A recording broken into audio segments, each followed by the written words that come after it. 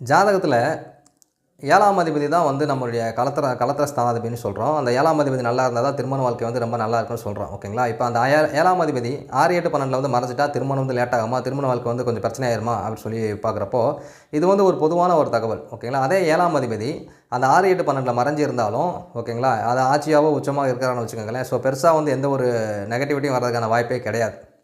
So அதெல்லாம் வந்து பார்க்க வேண்டியது இருக்குது. அந்த ஒருவேளை இந்த 7ஆம் அதிபதி 6, 8, 12 மறைஞ்சு நீச்சமாக இருந்தாலும் சரி, இல்லைனா வேறு ஏதாச்சும் பாவகிரகங்களோட சேர்ந்து இருந்தாலும் சரி, அந்த குருவோட பார்வையோ இல்லை சுபர்கள் இணைக்கோ லக்ன சுபர்கள் இணைவோ இருந்தாருன்னா அந்த நீச்ச பங்கம் எல்லாமே போய் அவங்க வந்து நல்ல திருமணம் வர்றதுக்கான வாய்ப்புகள் நிறையவே இருக்குது. ஸோ அதனால் வந்து 7ஆம் அதிபதி வந்து 6, 8, 12 மறைஞ்சிட்டாரு அப்படி ஒரே காரணத்துக்காக வந்து மேரேஜ் வந்து ரொம்ப டிலே ஆகுதுன்னு சொல்லிட்டு நம்ம சொல்ல முடியாது. 6, 8, 12 மறைஞ்சிருந்தாலும் அவர் வந்து ஆட்சியாக இருந்தாலும் சரி, லக்ன சுபர்களின் சேர்க்கை இருந்தாலும் சரி, ஏதாச்சும் ஒரு ஆட்சி பெற்ற கிரகத்தோடு வந்து சேர்ந்து இருந்தாலும் சரி, நிச்சயமாக அந்த 7ஆம் அதிபதி அவர் இறந்த ஒரு வலுவை திரும்ப பெற்று திருமணம் நடத்தி வைப்பதற்கான சாத்தியக்கூறுகளை அவர் உண்டாக்குவார். பொதுவாக வந்து எப்போ வந்து திருமணம் நடக்குன்னு சொல்லி பார்க்குறப்ப அந்த குரு பலன் சொல்கிறாங்க இல்லையா? ராசிக்கு வந்து 2, 5, 7, 11 இந்த இடம் 2, 5, 7, 13, 9 இந்த இடங்களில் வந்து குரு வரப்பையும் வந்து திருமணம் நடைபெறும்னு சொல்லுவாங்க. அதேமாதிரி அந்த சுக்கிரனுடைய புத்தியோ சுக்கிரனுடைய அந்தரமோ நடக்கிற இடங்களில் திருமணம் நடைபெறும்னு சொல்லுவாங்க. ப்ளஸ் வந்து அந்த கோச்சார சனி வந்து சுக்கிரன் தொடும் காலத்துலேயும் வந்து திருமணம் நடைபெறும்னு சொல்லுவாங்க. இது வந்து ஏகப்பட்ட விஷயங்கள் இருக்குது. ஓகேங்களா? இதில் ஏதாச்சும் ஒன்று கிளிக் ஆனாலும் வந்து அவங்களுக்கு வந்து ஈஸியாக வந்து கல்யாணம் ஆயிரும்.